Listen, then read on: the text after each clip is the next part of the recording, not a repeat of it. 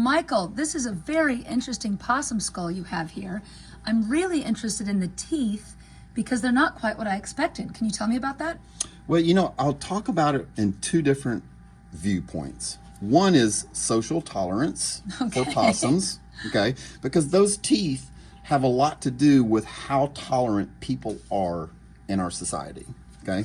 And of course, my job is to interact with people that are having problems with wildlife. And those teeth right there are very intimidating. As a matter of fact, they're very, very carnivore looking. They're very, like, serious in nature. Well, they're sharp all the way to the back. Yes, they are. Even the molars are sharp. And so they are omnivores, okay? However, they do have a large meat content. But those teeth really are perplexing to me because this animal eats more plant matter than it eats meat. And so why they developed like that? Well, so, I mean, you know, some of my thoughts looking at those are that with a lot of omnivores, you do have both kinds of teeth, like we see here, right? The flat back one in the back for grinding and chewing, although like you point out, they're pretty pointy for grinding. But then also you have these sharp front ones, and those teeth can have a couple of different jobs besides eating. They also are for territory protection, fighting, sexual selection, you know, fighting over mates and territories together. So the teeth might be serving a lot of functions besides just what's on the menu that day. Okay, that makes perfect sense to me because opossums do a lot of posturing. Okay? Posturing possum? Yeah, say posturing really possums. The males are anatomically much different than the females. The females definitely have thinner heads. They're a little more feminine in look. And the males are thicker. Their heads are much broader. They have a lot more meat on their heads. And also, they have this incredible skeletal spine right here that goes across that protects the brain cavity. Oh, look at that, across right over the top of the skull. Yeah, so it's kind of dinosaur-like. It does look very dinosaur-like. So a possum can take a substantial blow to the head and not have a concussion because of this ridge right here. Fantastic. And so do they fight each other for mates and defend their territory? So my personal observation is that males do fight a lot. However, they make very little contact. Okay. So a lot of it now is posturing. So I don't know how it worked through evolution, you know, or adaptation, whatever view you want to take. But now in our current era that we live in, especially in the urban environment, there's a lot of fighting between the males, but it's mostly posturing and bluffing. Okay, posturing and bluffing. That sounds a lot like a lot of animals we know, doesn't it? Sounds like a lot of things going on at a bar, human-wise. Posturing and bluffing. But, you know, they are incredible scavengers. They literally can eat anything. And I think that will segue into the fact that they can digest different types of toxins and be perfectly fine. And I'd like to get a real live possum and show people that they can actually sustain multiple snake bites because their blood has a special factor in it. Okay. Well, and we'll get to that. We'll start talking about that with the possum. Sounds great. Anyway, love these skulls. They definitely have a lot to talk about. But let's move on to a live possum. All right, sounds good. So that possum skull was really interesting. And, you know, we talked about toxins. We got a wiggly little George here. Yeah, this is George the possum. Wiggly. He is just into it. Yep. And he's and just to remind everybody, he is a captive bred possum. He's part of our captive bred scenario of possums that we have through the Missouri Department of Conservation. Oh, very nice. Yep. So I know that George has another pretty cool trick, and that he can deal with snakes. Yes, so amazingly, possums have developed over time a lethal toxin neutralizing factor. LTNM. It's a pretty important peptide group that we've been looking at.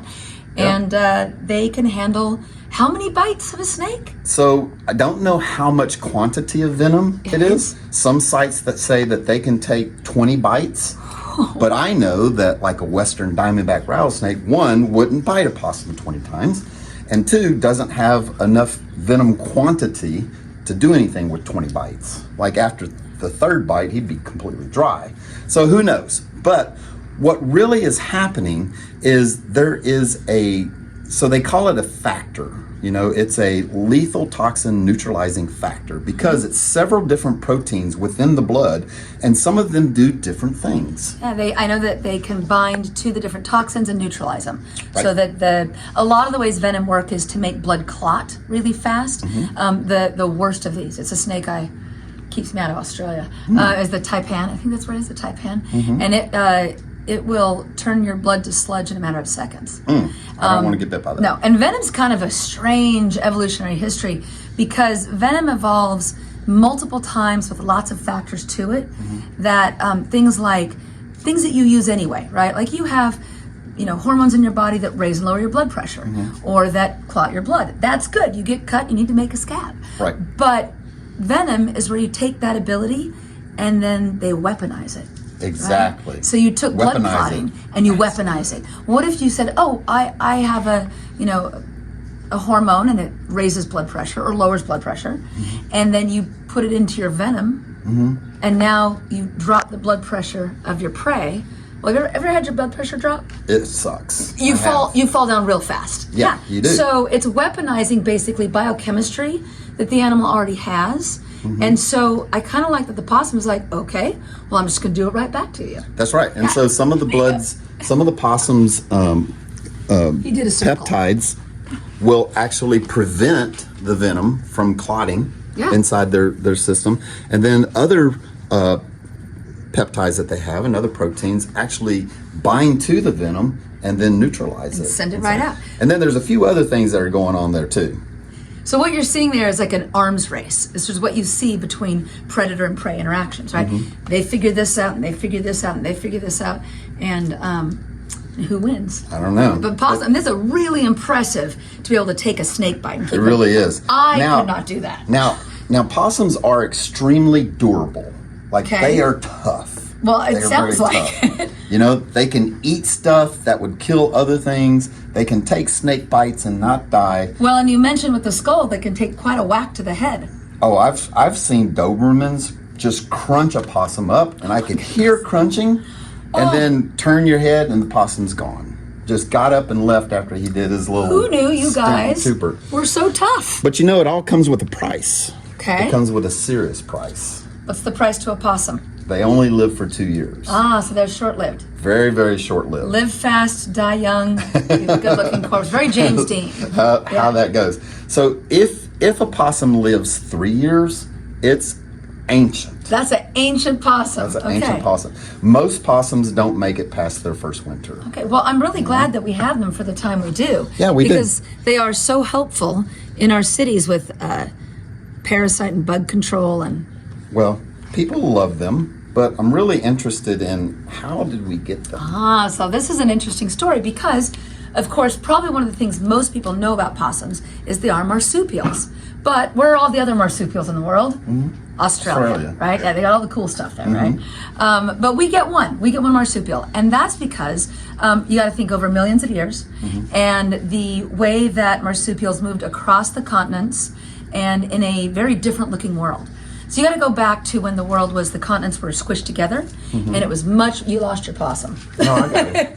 I have complete control of the possum. Okay. So it's two factors. You have the continents all squished together, and you have a much, much warmer planet. Yes. And so Antarctica's warm. Don't think ice, think kind of nice for walking. And also Arizona is a desert, and Utah is a desert. It's a very sea. different thing. Yeah, it's an ocean at It's that an point. ocean at Bonneville that Lake point. is up there still. Yeah.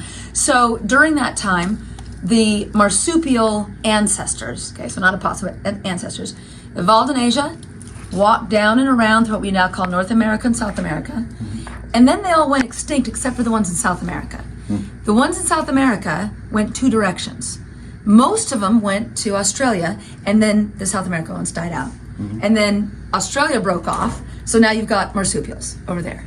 But one branch of the marsupials wandered back up in North America, and that's our possums. And that's our Virginia possum. So that's where the possums and the marsupials in Australia all trace back currently to an ancestor in South America because they went two different directions. Yeah, that's how we got them. One of the things that I want to do with our YouTube channel and with my own personal travels is I want to go find the different species of possum that you can find south of the Panama Canal. Oh, okay. Yeah. So there's like 40 different species. Yeah, they of came back possums. down. That's the thing about wildlife and animals and where they evolve. They don't stay. They keep moving around, particularly as the continents and oceans rise and fall and climates change. Things keep moving around. Luckily, we have these guys hanging out with us in cities. Exactly. All right, grab that real quick. Oh. So if you want your own plushie and your own possum, and you can't have one like this, but you can have one like that, just click the link below. It'll take you straight to the site. We've got a collaboration with Wild Republic, and you can have it drop shipped straight to your house. That's great. And I like that we're both holding a possum, but this one's less wiggly. Well, this one's not wiggling No, anymore. look at that. George is all calm. George is being good. All right. Well, we really appreciate you guys. Thank you for being a great audience. And thank you, Professor Krakos, for coming and talking to us again. Thank you for having me out again. It's always a great day when I get to be at Wildlife Command Center. All right. You guys, peace out.